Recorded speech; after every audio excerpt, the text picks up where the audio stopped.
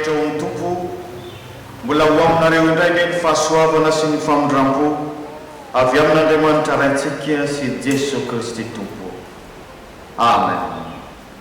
Ezekiela toko 7 andininy voalohany ka hatramin'ny 7 hakana no hevitra hoe izay mankatoa an'Andriamanitra ihany no hahita vokatra tsara. Izay mankatoa an'Andriamanitra ihany no hahita vokatra tsara. Vavaka isika.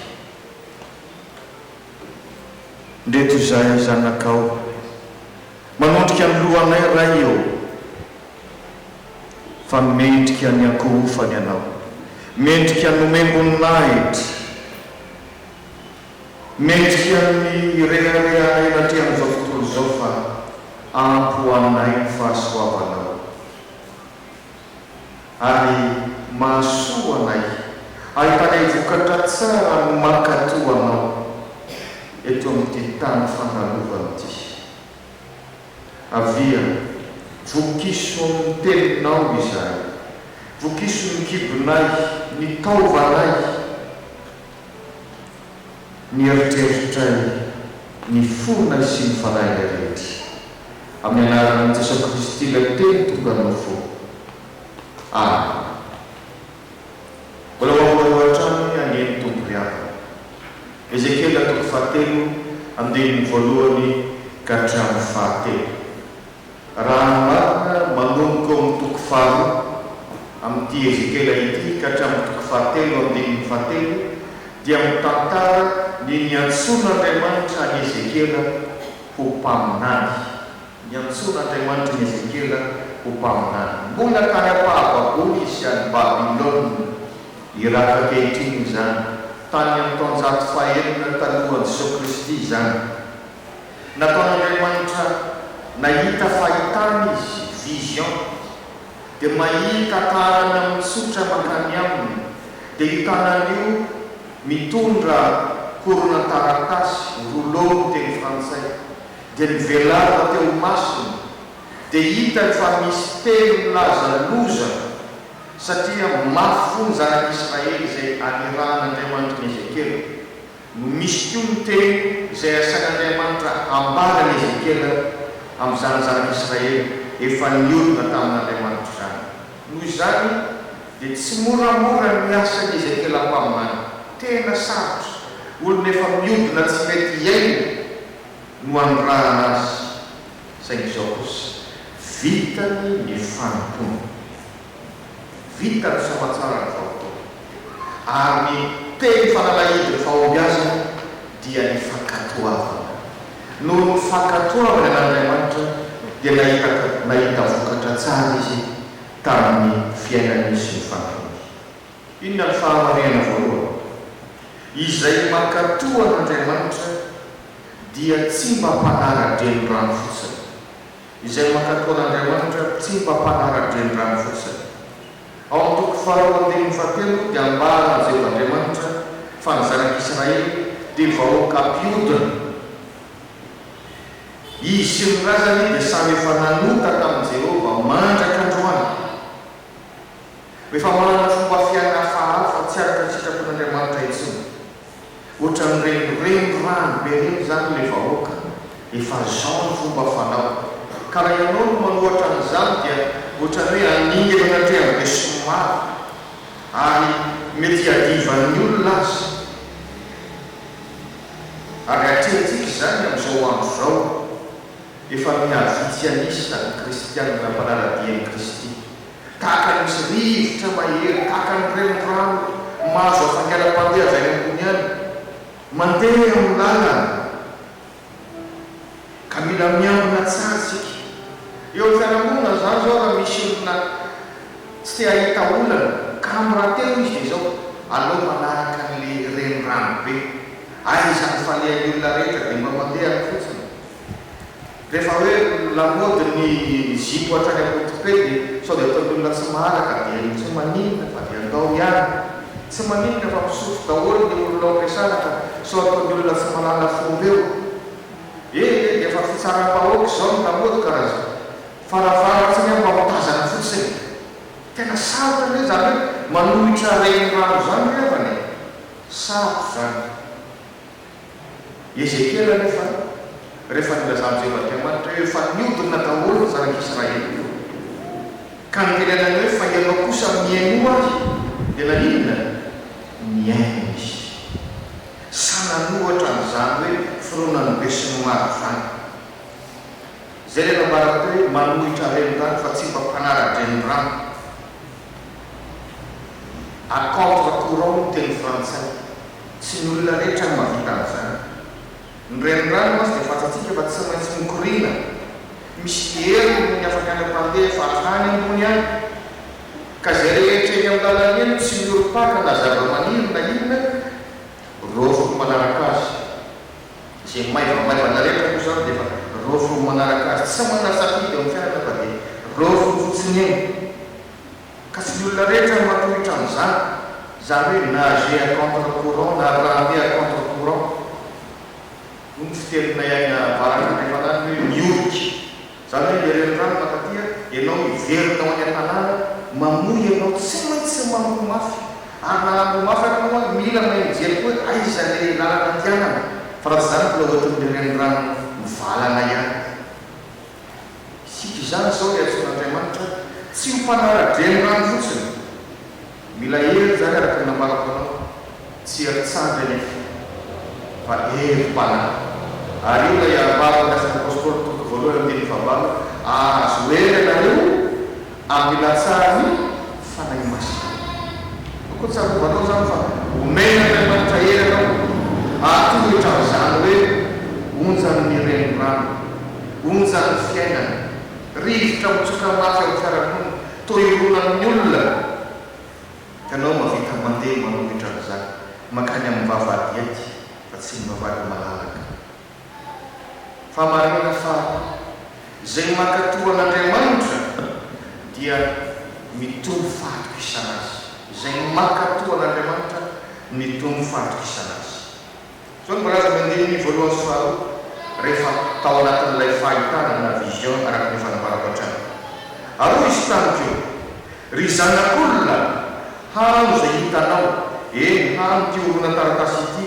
dia mandeha araka mitenenina amin'ny taranak'Israely dia hoy Ezekiela dia nisokafako ny vavako ary nafarana izany orona taratasy marina ny fafahitana saingy nahitana sady ny toe-po sy ny toe-panahy Ezekiela manoloana ny baikin'Andriamanitra sy ny tenin'Andriamanitra efa hita amin'izao hoe orona taratasy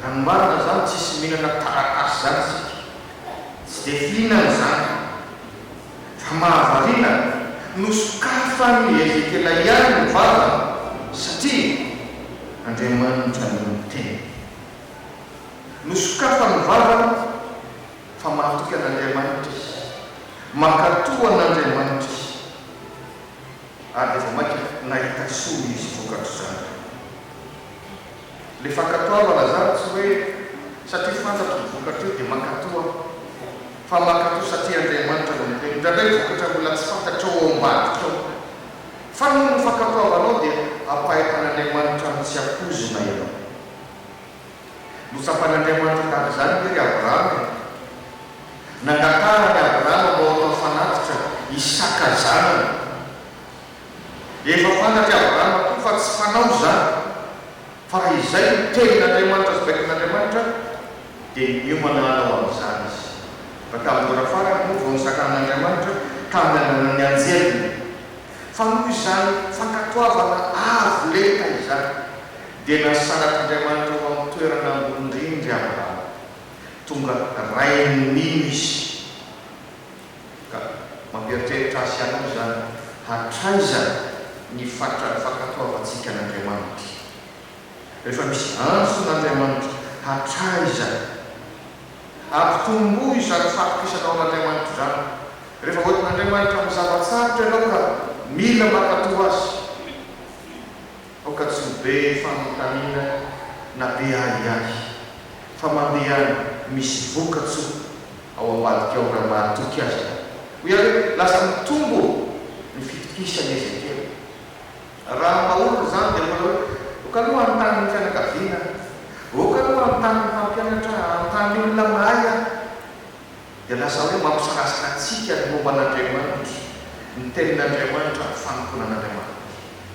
Fa mitombo izany fitokisanao an'Andriamanitra zany dia zava-dehibe fiarahamonindroa azy na ao amin'ny ankorana aza dia ilay izany fampatokisana zany maika fa ny fiarahanao an'Andriamanitra izay ahitanao vokatra tsara.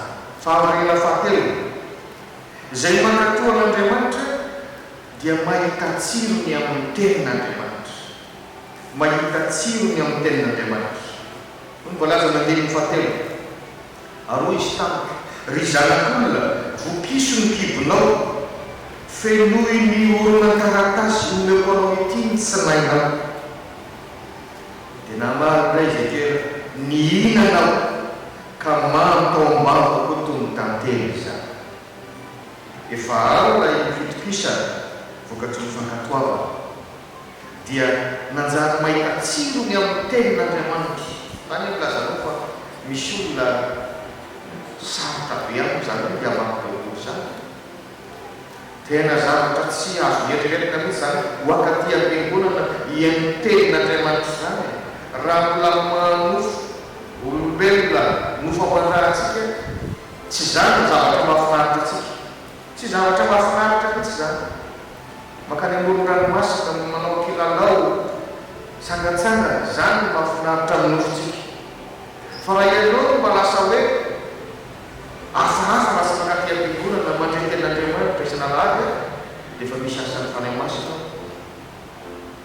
mampahely anao manohitra le tafidrivotra rehefa iainany be sy ny maro anananao hoe rehefa anao no hoe hafahafa lasa mandray tenin'Andriamanitra mihitsy ao anatin'ny ray andro na amin'ny YouTube na amin'ny fampianarana maro samihafa. Dikan'izay efa nisy herin'ny fanahy masina mitarika anao ka manjary mahita tsirony, manjary mahatsiaro manovoely anao sy mandray tenin'Andriamanitra.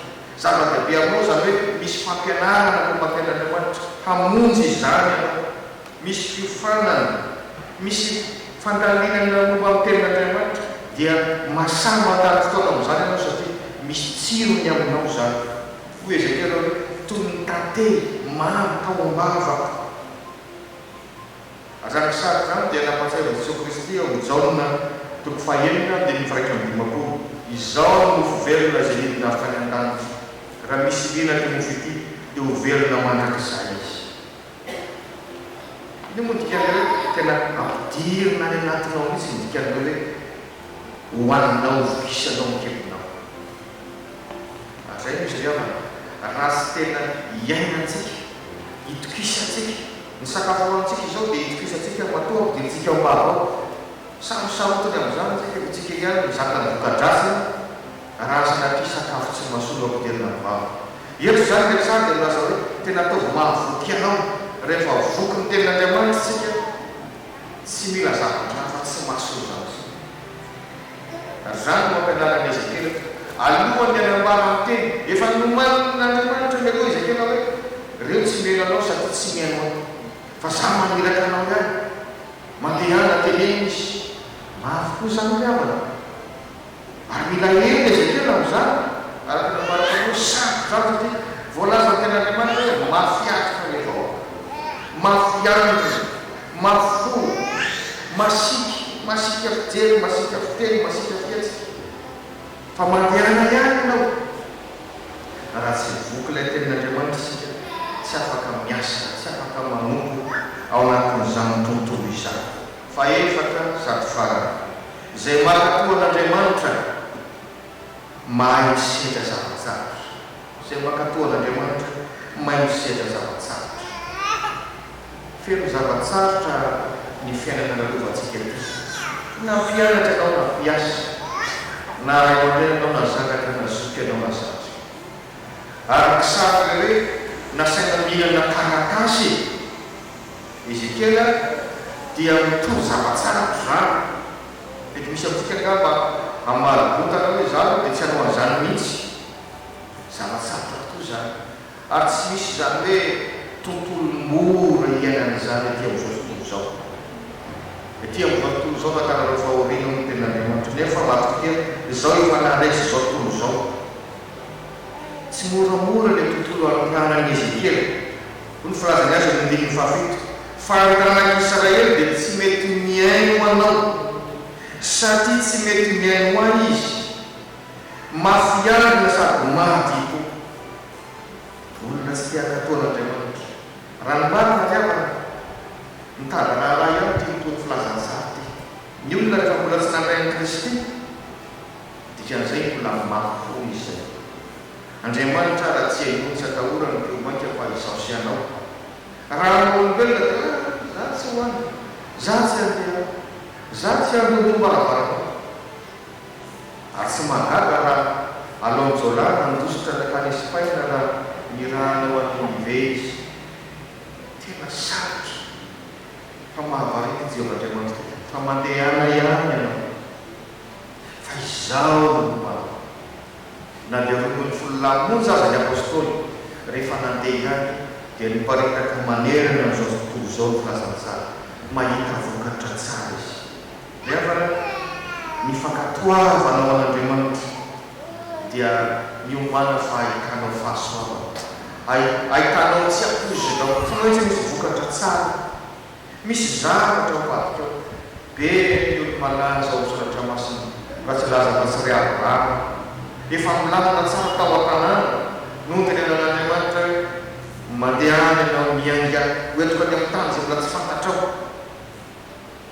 fa rehefa nandeha Abrahama dia fantatrao fa izy no lasa mpitarika lehibe tena hoe ray nominy tsisy zay fivavahana lehibe ka tsy mametraka zany Abrahama zany amin'ny toerana ambony i Mosesy rehefa nanray ny baiko an'Andriamanitra manao hoe lazao amin'ny Israely mba handroso izy ingao tehinao dia injiro ambony ranomasina ny tananao atsika mitoy ny sokatra ny ranomasina misy tany maina nandeha ny zanak'Israely ina ny vokatra tsara firenena ray manontolo no avitra noho izany fankatoavana an'Andriamanitra izany rehefa malala voavina no manafiarah-misakafo sika tamin'ny alahady teo raha izao andro mafana fotsiny jerena dia hoe zava-tsaratra ny karakaran'izany reavana zava-tsaratra misy fididiana raha teo nefa ny fiainana efa miasaratra